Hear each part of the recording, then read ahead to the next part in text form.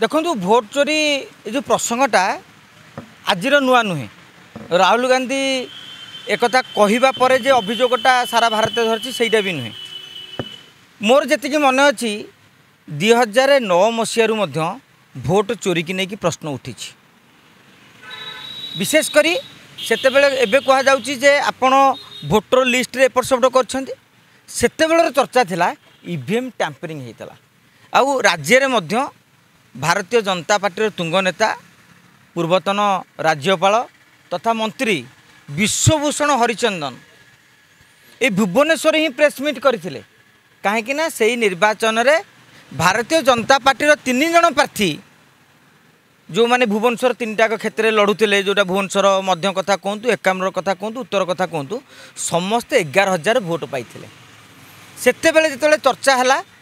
हैदराबाद जड़े साइंटिस्ट सी देखले कि भोट चोरी हो माने आपण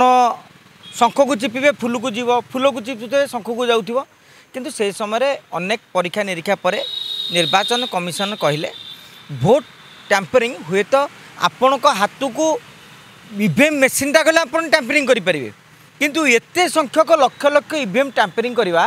सहज कथा नुहे परवर्ती समय सुप्रीम कोर्ट रे माने राय आसला जे ईवीएम टैंपरिंगटा सहज कथा संभव कथा नुहे एबे राहुल गांधी किसी प्रश्न पचारि किसी निर्वाचन मंडल कथा कहते भोट बढ़ला केमिति ये साधारणतः आपंकर भावतुनि जदि गाँ गहली की जीवे आपन तार उत्तर पाइबे किभली भाव में निर्वाचन पूर्व सरपंच प्रार्थी मैंने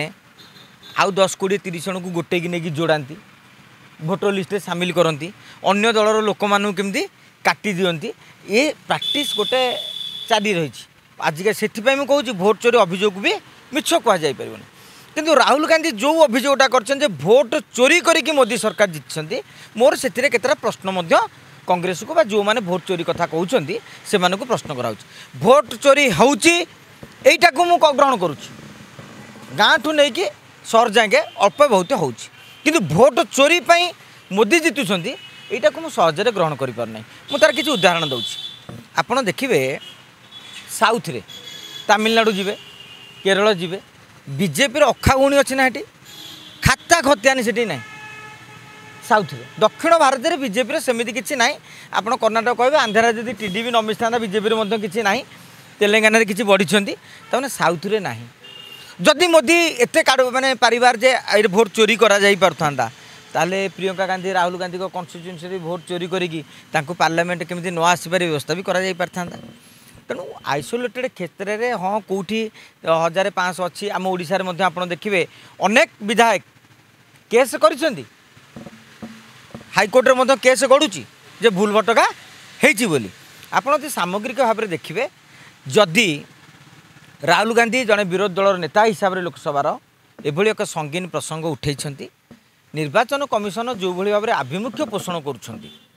धीरे धीरे राहुल गांधी कहया फल आपण को मन रहू मो मन रहू कि आउ क्या मन रहू रामदाम सामा को मन रहू गोटे प्रश्नर सृष्टि होची ना भोटा चोरी होची जेते बेले आपण को मन रे संदेह सृष्टि होची ना से संदेहटा को दूरीभूत करिया पाए दायित्व होची निर्वाचन कमिशन कर तो निर्वाचन कमिशन गोटे सोमोट भाव में आह्वान करंतु जे केवल राहुल गांधी बा कांग्रेस बा अन्य कहार मध्य भोट चोरी नहीं अभियोग होईची क्यों कौ निर्वाचन मंडल में क्यों आधार आप अभियोग करमको गोटे लेखा रिपोर्ट दिंतु आम तार सरजमीन तदंत करूँ जदि से भार अनुमान करूँ आम पदक्षेप नबू जदि न आम खूब शीघ्र स्पष्टीकरण दवा दरकार तेणु निर्वाचन कमिशन गोटे बड़ दायित्व आपण एभली एक संगीन अभियोग हठात खसी पारे आपण भी इनक्वारी करूँ निर्वाचन खाली कहीदेले हेनी होनी होनी जो अभियोग केमती होची तो आप गोटे तदंत करूँ आम 3 मास धरी तदंत कलु तदंतर यही रिपोर्ट पाइलु विरोधी दलर किसी नेता अभियोग करते अभियोग फलाफल या मिलला ये आधार आम कहूँ होना तेणु भारतीयवासी भारतर जनसाधारण को भोटर को आम यही प्रतिश्रुति दौचु आस्था दौचु निर्वाचन कमिशन निरपेक्ष भाव में कार्य करफल मो मन भी कॉन्फिडेंस दूर माने बढ़िबो किंतु नहले आगामी दिन में निर्वाचन कमिशन को समस्ते आंगुर उठेबे समस्ते प्रश्नवाची सृष्टि करेंगे